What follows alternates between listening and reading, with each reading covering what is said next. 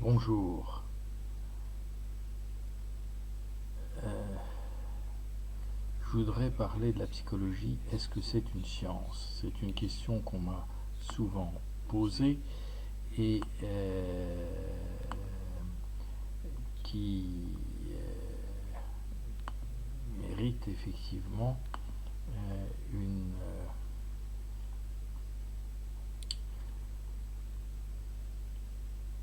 une réponse. Cette réponse est... Je voudrais appliquer la théorie de Popper à la psychologie mathématique, à la psychologie telle que j'ai pu la retranscrire à partir de ce que Paul Lyell a créé. Euh, Paul Lyell avait bien montré que de la formulation qu'il avait faite pourraient naître des formules et que grâce à ces formules, on serait dans un cadre beaucoup plus scientifique. Donc il l'avait senti, il l'avait intuité. C'est le rôle, c'est le rôle, c'est la force d'un génie, c'est la force d'une intuition magistrale, de pouvoir prévoir euh, ce que va devenir une théorie. Alors, je vais l'appliquer et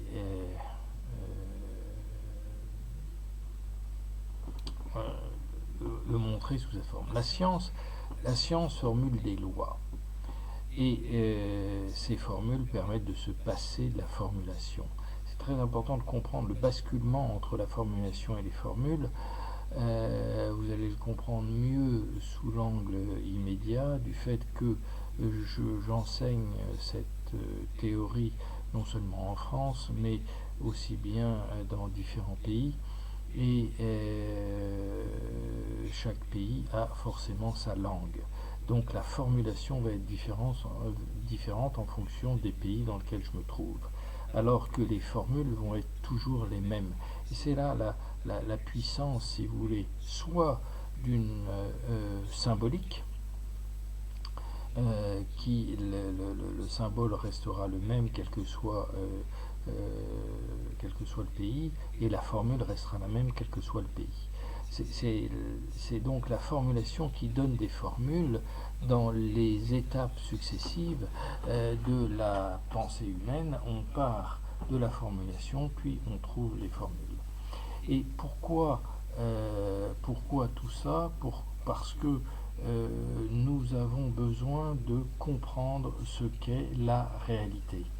Alors la réalité, euh, je vais vous peut-être choquer en vous disant qu'elle n'existe pas, mais la réalité, c'est une forme de réalité que nous appréhendons. C'est une réalité relative à l'espèce humaine, à nos sens,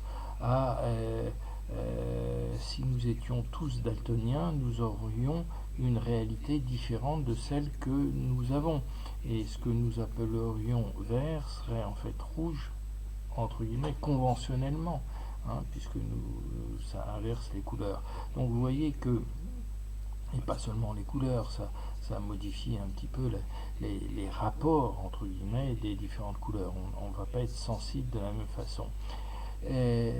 Donc la réalité, la forme de la réalité, ou encore la réalité n'est qu'une gerbe de formules, comme disait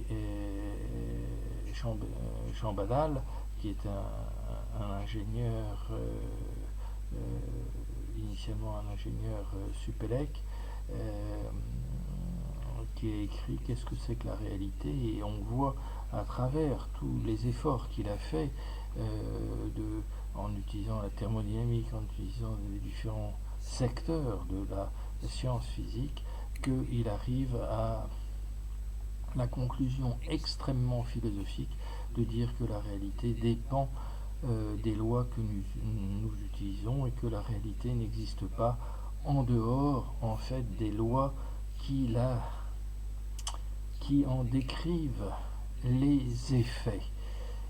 Nous sommes sensibles aux effets des causes, Et nous confondons trop souvent un effet avec une réalité. C'est une simplification naturelle que nous faisons, que l'homme fait, mais qui est finalement erronée si nous cherchons un peu plus. Donc vous voyez, je parle tout de suite de la réalité, tant de la réalité du monde intérieur que de la réalité du monde extérieur. Et quand je propose et je montre un stylo et que les gens me disent eh ben, ce stylo existe, il est réel, et je dis ce stylo a une réalité pour moi, c'est celui que j'utilise tous les jours pour écrire.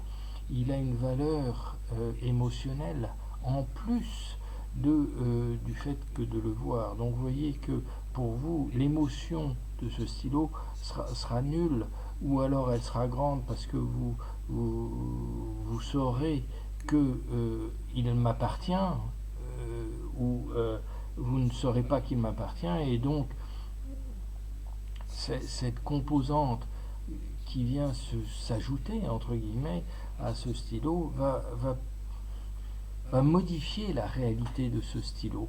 Hein. Pour vous, la réalité va être différente.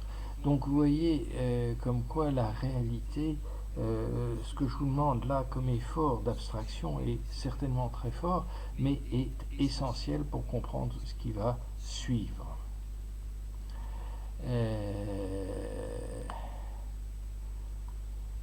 Je reviens immédiatement, me voilà. Les critères de la science. La science procède par observation et classification.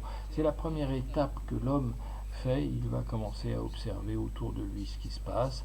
Il va observer ce qu'il fait. Il va observer sa pensée. Et puis il va classer les différents objets qu'il va trouver et les différentes expériences qu'il va pouvoir faire. Et à partir d'un principe de déduction, il va se dire, si j'observe que, à chaque fois qu'il existe un phénomène A, alors je constate un phénomène B, j'en déduirai que A implique B. C'est un processus de déduction. Ce processus de déduction est celui que Popper a mis en avant, puisque il base la définition de la science à partir non pas de l'induction mais de la déduction. La déduction permet de prévoir. Ça, c'est le troisième aspect qui caractérise la science. D'abord on observe, ensuite on déduit, c'est-à-dire on a une démarche causale. Si je vois un effet, j'en cherche la cause, et cette implication est fondamentale. Hein. Bon, si je tape dans une balle, je vois que la balle se déplace, plus je tape fort, plus elle se déplacera loin. Ça, ce sont mes observations. Après, donc, si je tape dans la balle A, je vois que la balle se déplace, c'est B, eh bien, plus je tape fort, plus la distance sera grande. À partir de ce moment-là, je mesure la distance, je mesure la force, et j'en déduis une loi entre la force et la distance. Dans le monde intérieur, il en sera de même. Je vais remarquer que à chaque fois que je m'exalte, c'est-à-dire que j'exagère la possibilité de satisfaction qui s'offre à moi, je suis déçu. Hein. Si je pense qu'avec un diplôme, je serai content. Si je pense qu'avec une maison, je serai plus content. Si je pense qu'avec une voiture, je serai plus content. Et j'exagère, j'exalte la satisfaction, le plaisir que je vais avoir. On verra que plaisir et satisfaction sont différents, mais dans un premier temps, supposons que c'est la même chose. Eh bien, je vais immédiatement être déçu, parce que dans la réalité, ce n'est pas le fait d'avoir une maison qui va me rendre heureux, parce que si j'ai une maison, je vais avoir beaucoup de soucis, de tracas, d'impôts, de problèmes, de toits qui fuient ou de maisons à repeindre, etc. Et donc, le fait d'avoir une maison, c'est merveilleux dans l'abstrait, c'est tout à fait désagréable dans le concret. pas que désagréable, bien sûr, mais ça peut l'être aussi. Donc vous voyez que ce rapport que je vais obtenir dans le monde intérieur, là je vous parle du monde intérieur, est-ce que je vais être content avec ceci ou avec cela? Et là je vais en déduire que eh bien, ce n'est pas parce que j'ai quelque chose du monde extérieur que j'en serai content. C'est une déduction que je fais de la même façon que quand je tape du monde intérieur, de la même façon que je fais quand dans le monde extérieur, je tape dans une balle et que la balle va plus ou moins loin. Eh bien, plus j'exagère dans le monde intérieur, plus j'exagère la satisfaction que je pense obtenir, et plus je vais être déçu parce que la réalité en fera différemment. Vous voyez l'analogie entre la physique et la psychologie. Le processus est le même, l'aspect causal va faire que je vais pouvoir en déduire et donc prévoir ce qui va se passer. La science nous rassure parce qu'elle permet d'anticiper. Dans le monde extérieur, eh bien, je sais que si je conduis trop vite, je risque d'avoir un accident. Dans le monde intérieur, je sais que si j'exagère trop la satisfaction que j'anticipe la satisfaction que je vais avoir, eh bien, je risque d'être désagréablement surpris. Eh bien, je vais prévoir de la même façon. C'est quand même fantastique. On va faire la même démarche intellectuelle. Okay. Alors, je pars une seconde pour passer à la slide suivante et je reviens vous voir. La science doit être réfutable. La science n'est pas figée, elle évolue, car nos connaissances évoluent, elles se précisent. Plus regardez en l'espace de 50, de 100 ans, de 200 ans, comme nous avons été de plus en plus précis en médecine, en physique, en chimie, dans toutes les sciences, et maintenant en psychologie. Par conséquent, une science qui serait absolue ne peut pas être une science, parce que sinon nous pourrions savoir parfaitement. Et quand je dis parfaitement, je tombe devant une impossibilité. Le parfait, l'impossible, ce n'est pas possible. La perfection n'existe pas. Hein. Vous allez voir, c'est l'axiome numéro 4. Hein. Donc la psychologie telle que Diel la présente est réfutable. C'est-à-dire, nous allons chercher des exemples, des tests, des expériences qui éventuellement peuvent ne pas fonctionner. Et c'est ça qui la met en permanence en possibilité de dire cette théorie n'est pas suffisante. Ça ne veut pas dire qu'elle est fausse, ça veut dire qu'elle ne serait pas suffisante. La théorie de Newton n'a jamais été fausse, elle a été au bout d'un moment insuffisante. Et donc on l'a remplacée par une autre théorie, celle de la relativité, etc. etc. Et celle de la relativité restreinte par celle de la relativité générale, et la relativité par l'approche de la physique quantique, et finalement la physique quantique et la physique de la relativité faisant plus qu'un avec une théorie plus globale englobant les deux. Donc vous voyez, la réfutation n'est pas la mise en cause, elle est la mise en cause de l'insuffisance de la connaissance. Hein. Et c'est ça auquel la psychologie va répondre. Les critères de Popper, de scientificité, sont les suivants. La vérification de la scientificité d'une démarche se prétendant scientifique comporte 4 étapes.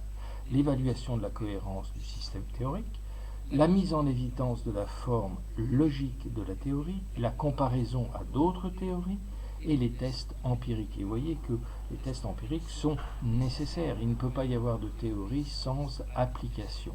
Et dans la psychologie que je vous propose, je vous demanderai de bien vérifier par vous-même que ce que je vous propose est applicable.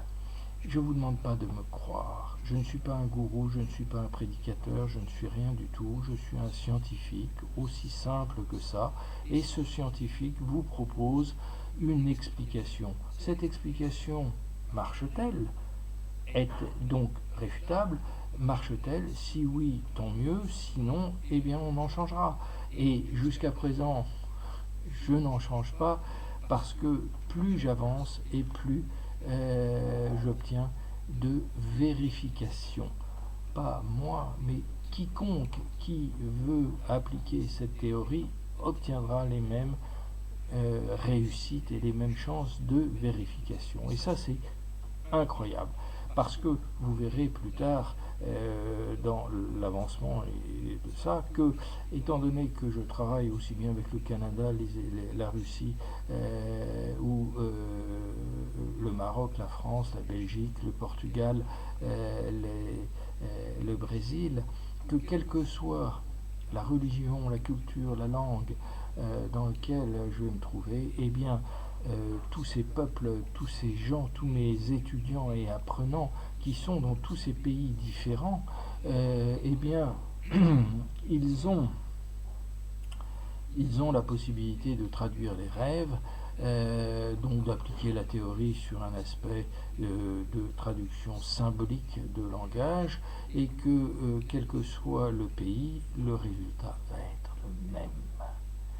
Que cette traduction en rêve sera toujours la même, quel que soit le pays et la langue et la culture qui environne ce rêve, cette production de l'extra-conscient, cette production de l'esprit humain, et cet esprit humain, quel qu'il soit, où qu'il soit, va être soumis aux mêmes lois. Alors vous allez me dire, c'est impossible, ben, écoutez, je vous propose de suivre cet enseignement, de vous montrer quelles sont les lois, et les lois sont simples. Si vous exagérez, vous allez vous bloquer, c'est-à-dire vous allez tomber dans une inhibition, vous allez tomber dans un blocage, vous n'allez pas pouvoir parler, vous n'allez pas pouvoir faire un examen auquel on répondra à une question qu'on vous demande, vous ne serez pas, etc. Donc on va pouvoir vérifier tout ça. Hein. Je ne dis rien qui ne soit pas vérifiable. Si c'est pas vérifiable, ça ne m'intéresse pas. Et donc le cadre de mon étude va être et va s'opérer dans un cadre où je pourrai faire des expériences. Donc c'est ça qu'on va voir. Alors, la théorie de la psychologie de la motivation repose sur 4 axiomes. Ces 4 axiomes forment un ensemble cohérent et complet. Pas de contradiction entre les axiomes, pas de doublons. Ils permettent de construire des théorèmes. Donc vous voyez que ces axiomes sont irréductible, c'est-à-dire pas par définition, puisque c'est un axiome ou un postulat, je devrais plutôt dire postulat, puisque là on est dans une science expérimentale qu'est la psychologie, on n'est pas dans un cadre mathématique purement abstrait, je dirais, dans lequel il y a des axiomes. Le pendant de l'axiome, c'est le postulat en physique ou le postulat en psychologie. Alors, ça veut dire quoi? Ça veut dire que chaque terme n'a qu'une seule définition et aucune définition n'est tautologique. D'autre part, il est complet, c'est-à-dire car il permet d'aborder tout et rien que son sujet d'étude, le fonctionnement psychique. Donc, mon cadre, c'est le fonctionnement psychique, point. Et une fois que j'ai posé les limites, je peux étudier ce qu'il y a à l'intérieur de mon système. Mon système, c'est le fonctionnement psychique. Voilà. Alors, attendez. Je ne peux pas tout faire à la fois. Voilà. Je rappelle en mathématiques ce qu'est une théorie. En mathématiques, un système axiomatique est un ensemble d'axiomes dont certains ou tous les axiomes peuvent être utilisés logiquement pour en dériver des théorèmes. Donc une théorie consiste en un système axiomatique et de tous ces théorèmes dérivés. Donc on va partir de 4 axiomes et trouver toutes les lois ou tous les théorèmes qui vont en découler. C'est extrêmement bouleversant de voir qu'avec 4 phrases, on va pouvoir poser les bases de la compréhension de ce qu'est le psychisme, le fonctionnement psychique humain. Et ça suffira. Bon. C'est un rude challenge, mais c'est un challenge que j'ai pu relever et qui fonctionne. Alors, ces 4 axiomes sont lesquels sont-ils? Eh bien, ils sont simples. Le premier, c'est que l'homme ne peut s'occuper que du cadre spatio-temporel dans lequel il découpe. Hein. On ne peut pas s'occuper d'autre chose, puisque on ne peut s'occuper que de ce que l'on peut vérifier. Et pour vérifier, eh bien, il faut être dans un cadre spatio-temporel qui est le mien. Je ne peux pas aller me projeter 100 ans en arrière ou 100 ans en avant, parce que, quelles que soient les expériences que je ferai, je n'en aurai pas la possibilité de vérification. Et si je n'ai pas la possibilité de vérification, ça ne sera pas scientifique. Tout être vivant est mu par la recherche de satisfaction. Trouvez-moi un contraire à ça, et que la plante qui s'oriente vers le soleil, le maximum de soleil, de lumière, en est la preuve. Que toute personne cherche à être heureuse, c'est également, même si elle est malheureuse, son plaisir, entre guillemets, sa satisfaction, c'est d'être malheureuse. C'est là où vous allez voir la déformation du fonctionnement psychique. Et c'est ça que je vais pouvoir vous expliquer, et donc permettre à toute personne de rétablir son calcul de satisfaction et retrouver une véritable satisfaction.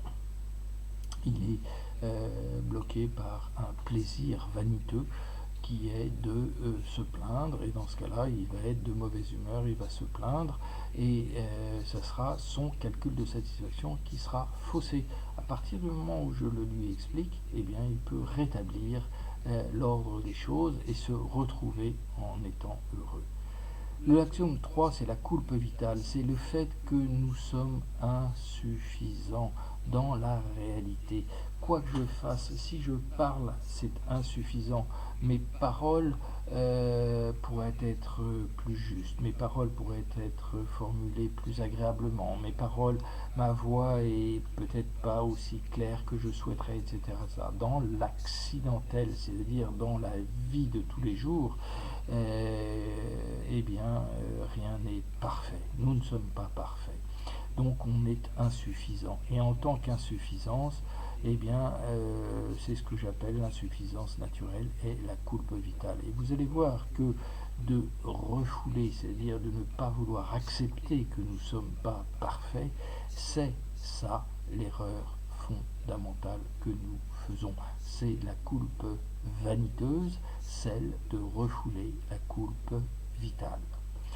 Enfin, l'axiome 4, c'est l'espèce humaine est soumise au processus de l'évolution, c'est-à-dire que nous allons évoluer, nous allons changer, nous allons nous adapter à des situations différentes. Nous sommes face bientôt à un changement climatique, l'homme saura s'adapter, parce que s'il ne s'adapte pas, il mourra. Donc il est obligé de s'adapter, vous voyez, il est obligé de s'adapter. C'est ça qui est important de comprendre. C'est pas quelque chose qui vient par hasard, c'est quelque chose dont on fait partie, voilà. La complétude des axiomes. L'axiome 1 définit le cadre de l'étude. L'axiome 2 définit l'objectif de l'étude. L'axiome 3 définit le problème à résoudre. L'axiome 4 définit l'évolution de cette étude. Cette étude n'est pas figée, elle n'est pas définitive, elle est en évolution, en auto-adaptation permanente. Ça, c'est la définition des critères scientifiques selon Popper. la cohérence des axiomes. Les 4 axiomes posent le problème de résoudre en définissant le cadre, l'objectif, le problème et l'évolution. C'est ça que nous cherchons à faire, c'est la cohérence.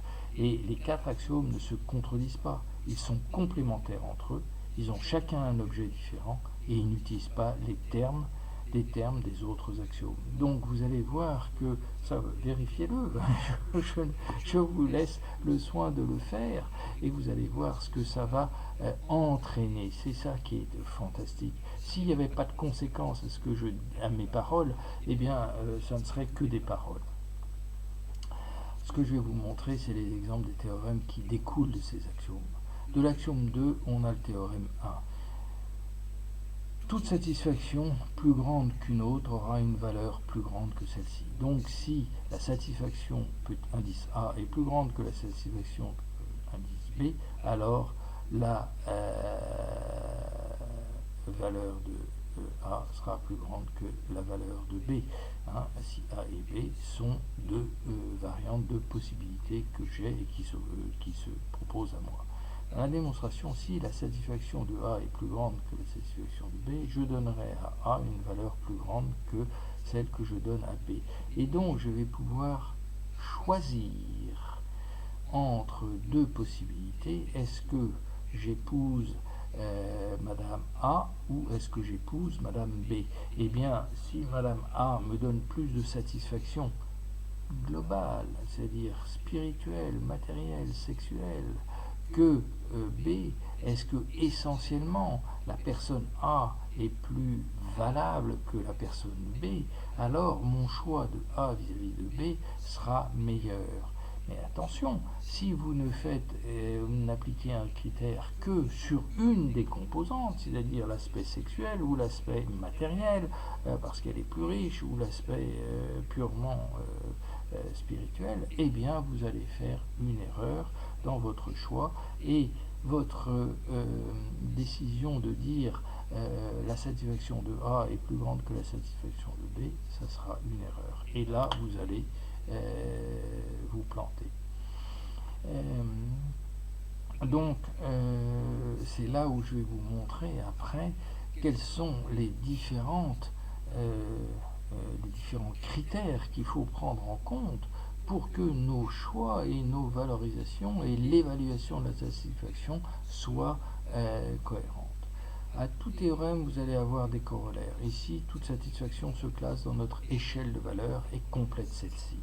On fait des expériences et au fur et à mesure que nous faisons des expériences, nous enregistrons les résultats et de ces résultats, un feedback, un retour d'expérience, nous pouvons aller plus loin. Donc si je vous explique ce que cette science, la psychologie, peut vous apporter au fur et à mesure que vous allez faire des expériences, parce qu'au fur et à mesure que je vais développer mon cours, vous allez pouvoir faire des expériences, et bien au fur et à mesure vous allez changer, vous allez accroître votre satisfaction, vous allez devenir de plus en plus satisfait parce que de plus en plus intéressé, et dans vos études, dans votre intégration au sein de la société, dans votre relation avec vos amis, avec vos parents, etc., ça va s'améliorer. Je prends un gros risque et un gros pari en vous disant ça. Mais si je le prends, c'est parce que je sais que ça marche. Et je sais que ça marche parce que j'en ai fait l'expérience. Et vous allez faire l'expérience comme moi j'ai fait cette expérience. Alors au début, on est un peu gauche. C'est comme apprendre à faire du vélo. Au début, on tombe, mais au fur et à mesure qu'on apprend, eh bien, au bout de quelques semaines, on arrive à ne pas tomber. Et c'est merveilleux parce que on sent en retour une énergie plus grande parce que chaque satisfaction que nous obtenons nous crée une énergie et cette énergie se renforce. Donc, je vous demande de m'accorder, je dirais, la première séance afin de faire cette expérience et vous allez voir que à la fin de ce premier cours, je pense que vous allez sentir une possibilité d'amélioration. Juste une possibilité. Cette possibilité va vous rendre heureux. Et si cette possibilité vous rend heureux, alors vous n'aurez qu'une chose, c'est envie de continuer.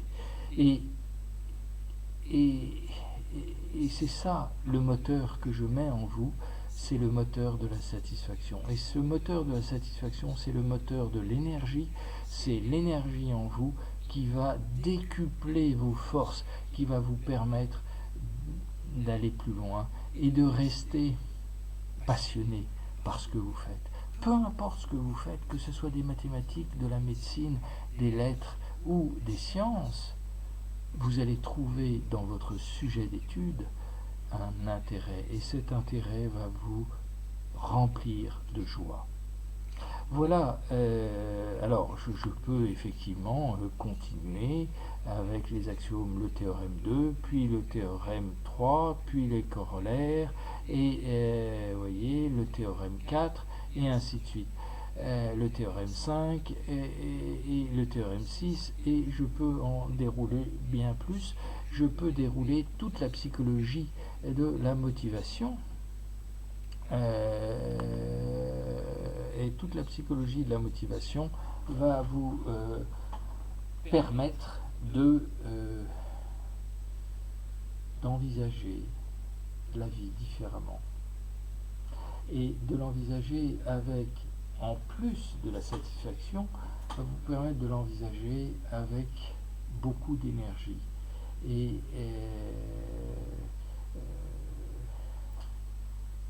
c'est merveilleux. C'est tout simplement merveilleux. Je l'applique moi-même à moi-même, et si je ne l'appliquais pas à moi-même, je ne serais pas crédible. Hein.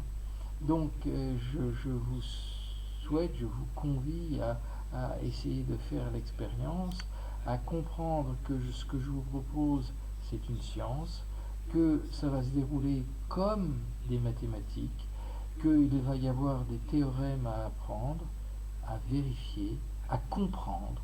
Je ne vous demande rien d'apprendre par cœur, je vous demande juste de comprendre. Parce qu'une fois que vous aurez compris le théorème de Pythagore ou celui de Thalès, eh bien vous saurez très facilement le reproduire et vous n'aurez rien à apprendre. Vous le saurez parce que vous en aurez fait l'expérimentation. Si je prends un stylo et je le laisse tomber, eh bien j'ai pas besoin d'ouvrir les doigts pour savoir que ce stylo va tomber. Forcément, il va tomber. Je n'ai aucun doute sur ce que la science peut m'expliquer. Eh bien, si vous n'avez plus aucun doute sur le fonctionnement psychique, vous allez pouvoir ouvrir toutes les portes du savoir. Et c'est la plus belle chose qu'on puisse faire sans abuser de la technique, c'est-à-dire sans abuser de cette compréhension pour en tirer des profits bassement matériels et en tirer des profits immédiats qui ne vous donneront que du plaisir momentané et non pas de satisfaction. Donc, que ce travail vous serve à trouver une satisfaction à long terme et non pas un plaisir à court terme. Voilà, bien écoutez, je vous remercie de votre attention et je vous souhaite une bonne fin de journée. Merci.